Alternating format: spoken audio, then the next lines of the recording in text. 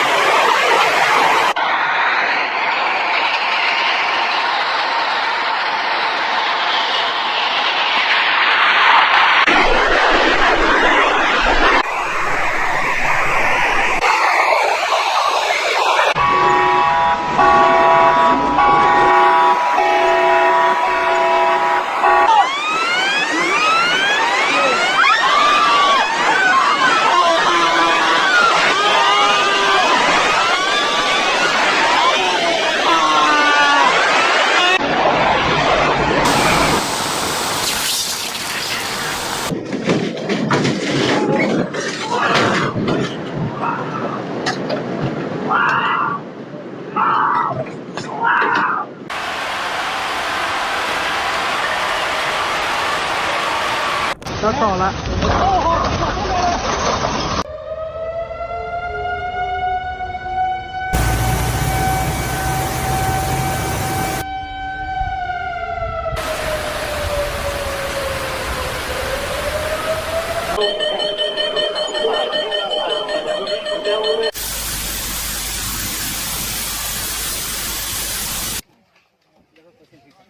Power poles leaned at odd angles where the ground beneath them had been scoured away. In some places, tangled lines lay across the mud, silencing phones and cutting off electricity. For days, entire pockets of the countryside could only communicate by word of mouth, carried on foot across unstable ground. Well stripped bare or buried beneath layers of silt and stone. The channels that fed them, small irrigation ditches and hand-built conduits, are split open or clogged with rubble. Farmers speak of seed stores turned to sludge, tools lost under mud, and harvests erased before they began.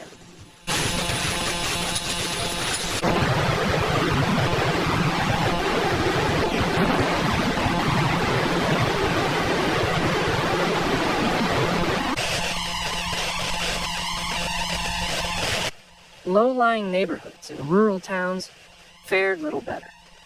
Houses were filled chest-high with mud, their furniture and possessions half submerged.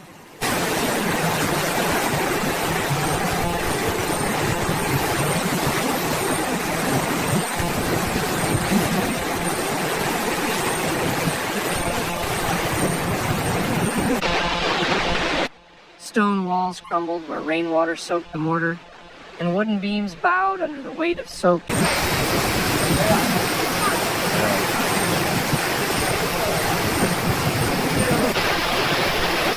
Stone walls crumbled where rainwater soaked the mortar, and wooden beams bowed under the weight of soaked dirt, pressing in from the hillsides. In the narrow lanes, heaps of broken doors, waterwork and timber, where homes must be gutted before anyone can return.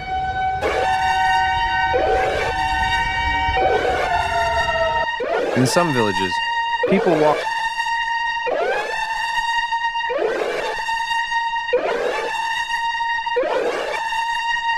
Water sources have not been spared.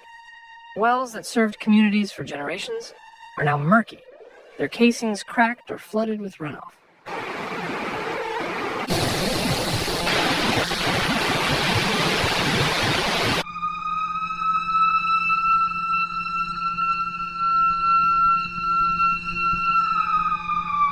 In some villages, people walk long distances to reach cleaner supplies, often carrying what they can in plastic buckets or improvised containers. The simple act of finding drinkable water has become a daily challenge.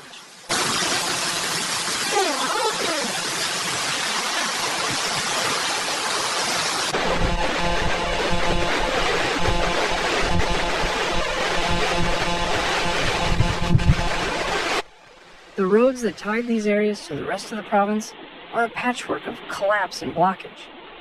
Bridges are stranded mid-span where their approach is washed away, and asphalt hangs like torn cloth over empty space where floodwater gouged the soil beneath.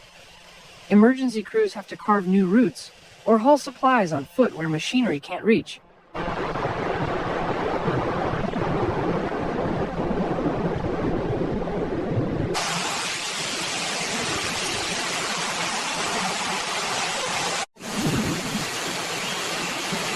Telecommunication workers pick their way over rockfalls to splice torn cables, often working from temporary towers to get a faint signal back into the worst-hit valleys. Repairing the backbone of service will take longer, not just because of the damage, but because the land itself has shifted, making old routes unstable.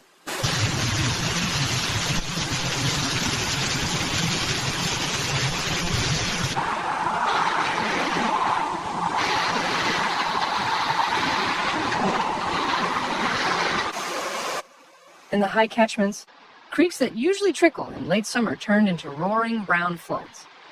They carried down boulders, uprooted trees, and enough loose earth to regrow the banks of riverbeds. In some cases, channels become deeper than anyone remembered, leaving sheer banks unstable overhead, but threatened further. The destruction is more than this. These valleys depend on the steady rhythm of planting and harvest, on goods moving to market and supplies coming in. With fields ruined and roads gone, entire livelihoods hang in limbo. Rebuilding will mean replacing not just structures, but the systems that tie them together. Water networks, access roads, drainage channels, all rebuilt stronger to stand against the next surge. Recovery will demand patience and resources. Slopes must be anchored, bridges reinforced, and drainage redesigned to carry away sudden downpours without tearing through farmland. For now, the work is urgent and unending, but in the hills of Gansu, where the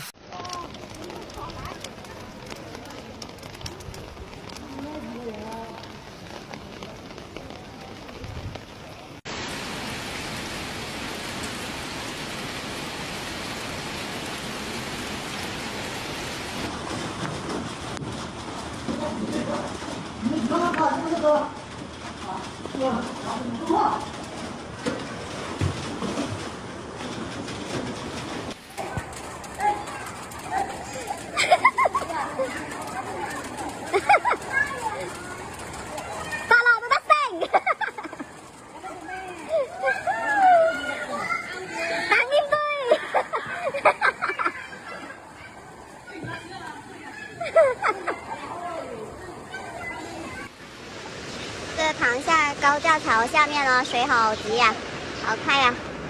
这斯坦普那个桥